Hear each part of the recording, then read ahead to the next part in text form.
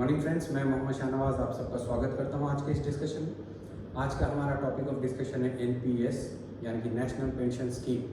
Friends, retirement का नाम सुनते ही हमारे जहन में काफ़ी सारे ख्याल आते हैं, जैसे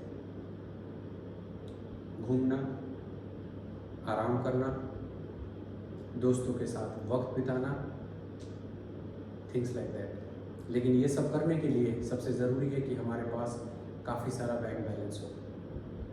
अनलाइक डेवलप कंट्रीज़, इंडिया में पेंशन को लेके गवर्नमेंट की तरफ से कोई सपोर्ट भी नहीं है। ऊपर से मेडिकल एडवांसमेंट के चलते हमारा जो लाइफ एक्सपेक्टेंसी है वो काफ़ी हद तक बढ़ चुका है।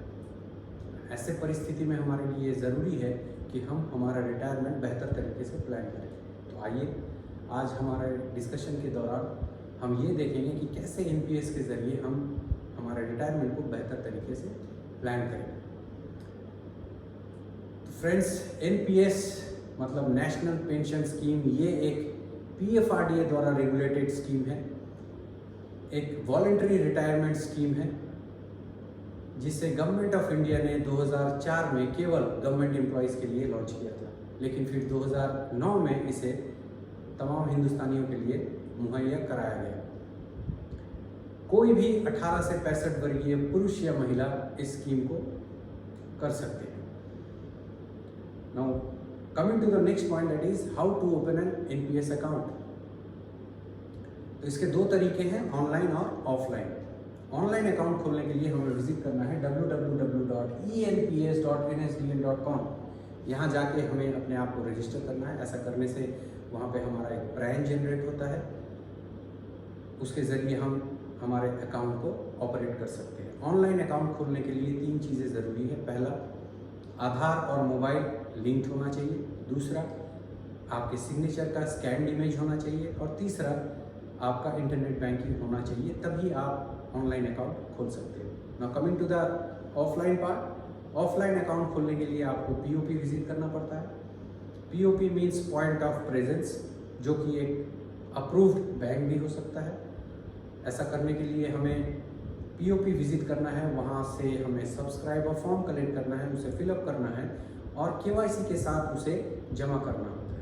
ऐसा करने से पीओपी हमें एक ब्रांड, एक पासवर्ड बंद लिफाफे में मुहैया कराती है, जिसके ज़रिए हम हमारे इस अकाउंट को ऑपरेट कर सकते हैं।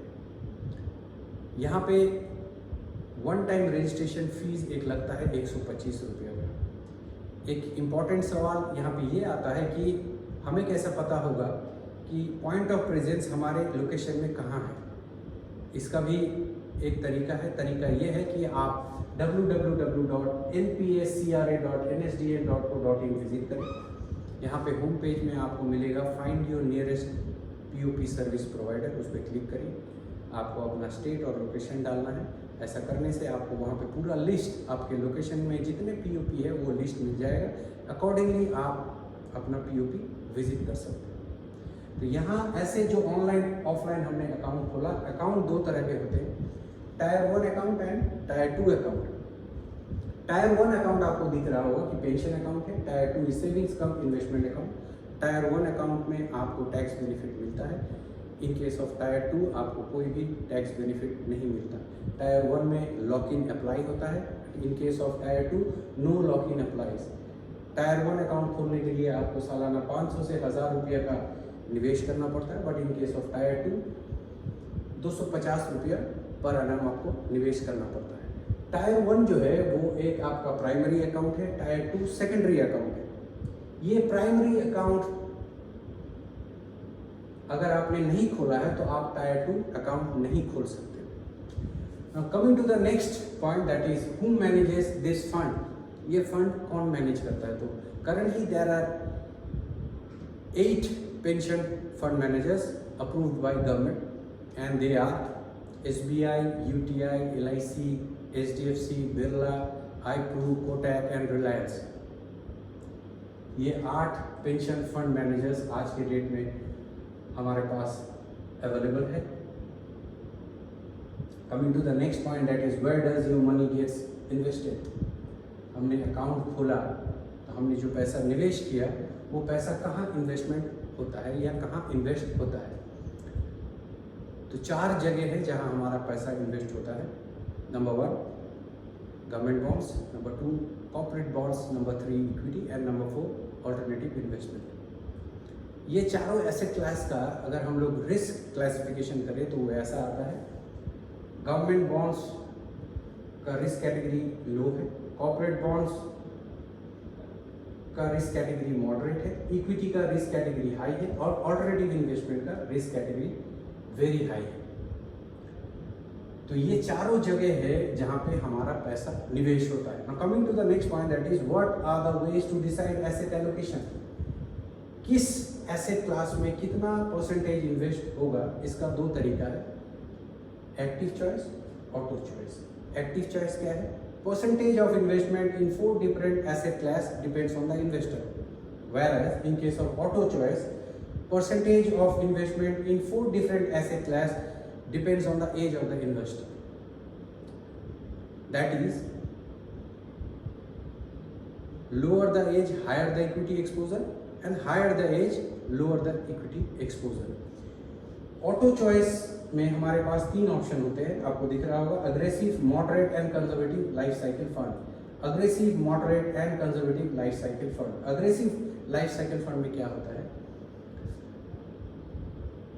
Eight the age of 35 maximum equity exposure is 75%, जो कि 55 ईयर्स तक आते आते 15% का हो जाता है।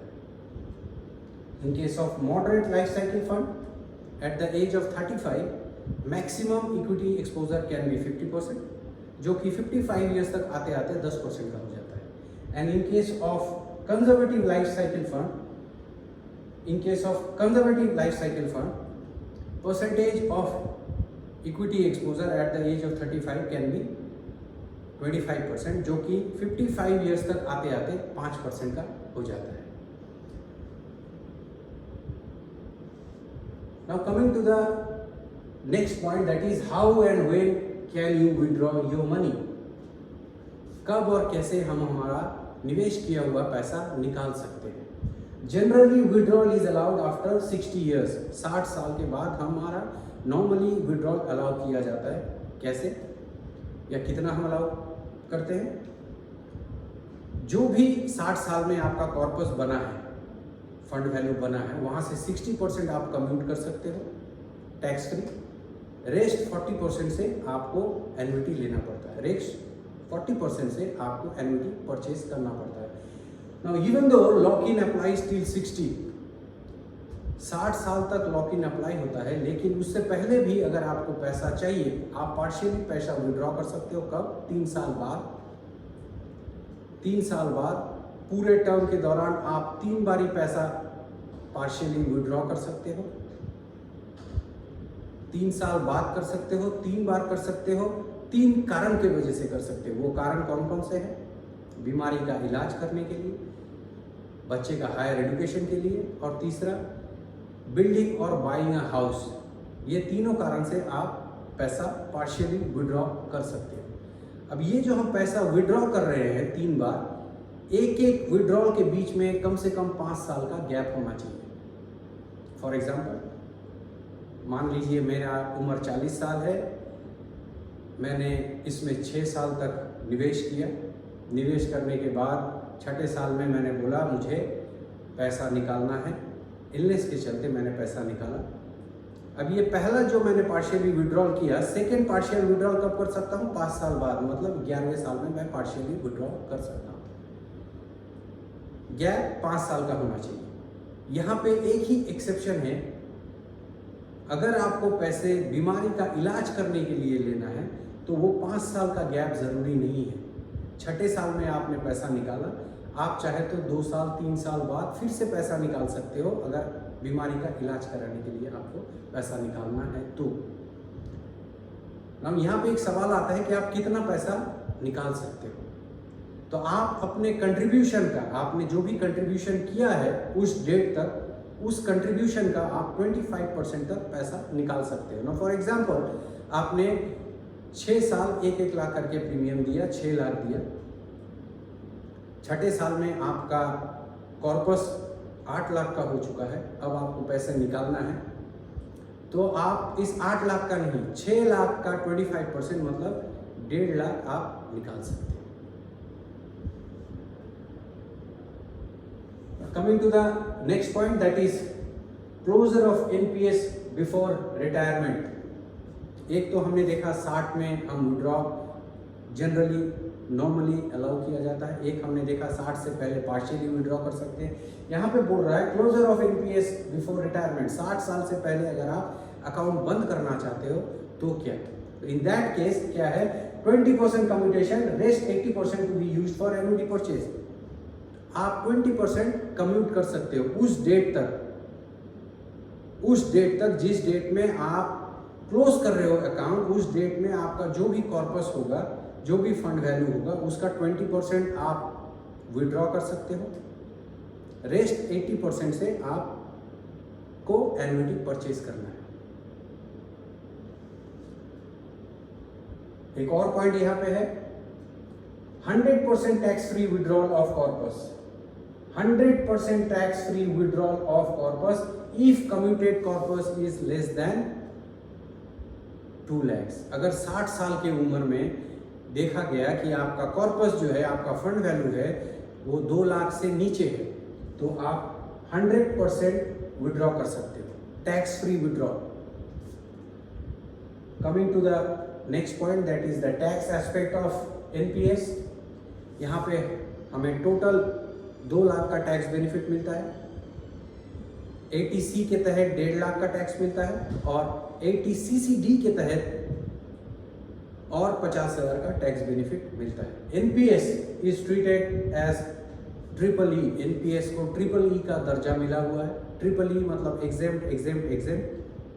पहला एग्जेम्प्ट जो है वो ये डिनोट करता है कि आपका जो इन्वेस्टमेंट है टैक्स फ्री, दूसरा ई डिनोट करता है आपको जो रिटर्न्स मिलते हैं दैट इज टैक्स फ्री, तीसरा जो ई है वो ये डिनोट करता है कि आपका maturity proceeds are tax free.